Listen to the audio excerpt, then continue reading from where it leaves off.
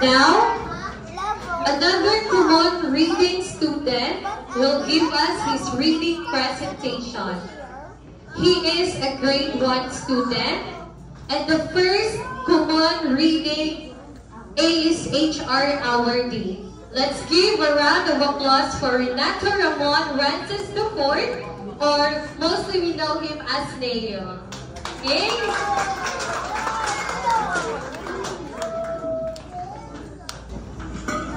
The Tale of Peter Rabbit.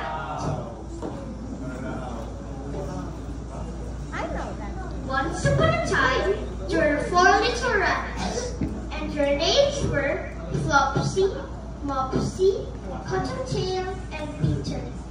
They lived with their mother in a sandbank, underneath the root of a very big fir tree. Now, my dears, said old Mrs. Rabbit one morning, you may go into the fields or down the lane, but don't go into Mr. McGregor's garden.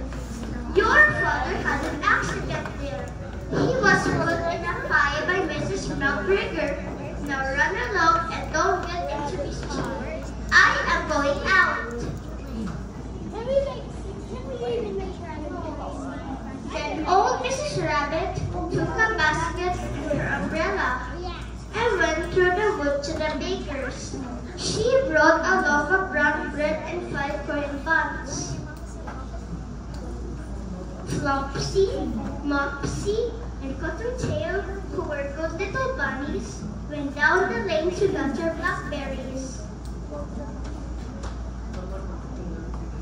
But Peter, who was very naughty, ran straight away to Mr. McGregor's garden and squeezed under the gate.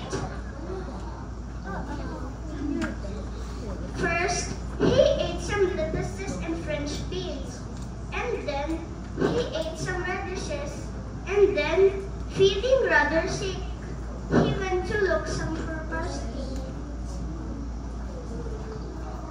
But round the end of a cucumber frame, whom should he meet but Mr. McGregor? Mr. McGregor was on his hands and knees planting out young cabbages, but he jumped up and ran after Peter, waving a rake and calling out, "Stop, thief!" Peter was almost dreadfully frightened. He rushed all over the garden, for he had forgotten the way back to the gate. He lost one of his shoes among the cabbages, and the other shoe among the potatoes. After losing them, he ran on 4 legs and went faster, so that I think he might have got away altogether if he had not unfortunately run into a gooseberry net and caught by the large buttons of his jacket. It was a blue jacket with brass buttons, quite new. Peter gave himself up for lost and shed with tears, but his sobs were overheard presently by sparrows, who flew to him in great excitement and implored him to exert himself.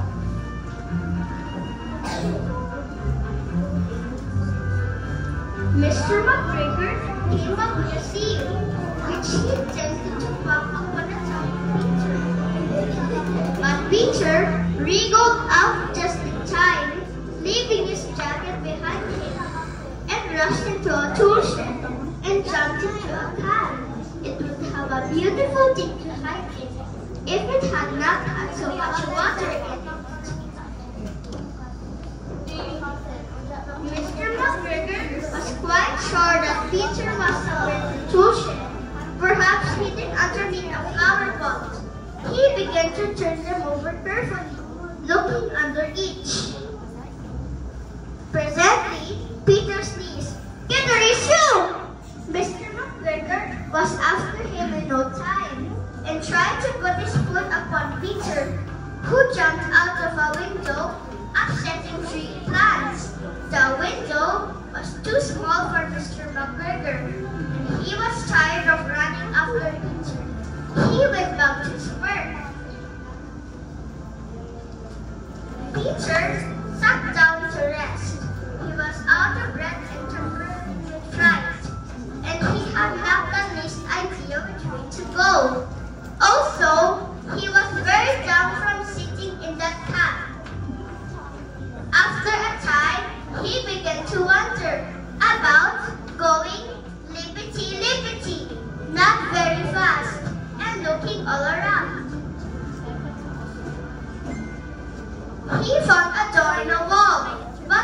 was locked, and there was no room for a fat little rabbit to squeeze underneath.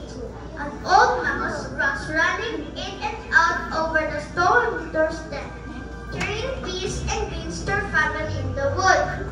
Peter asked her the way to the gate, but she had such a large feet in her mouth that she could not answer. She only shook her head at him. Peter began to cry. Then he tried to find straight across the garden, but he became more and more puzzled. Presently, he came to a pond where Mr. McGregor filled his water cans.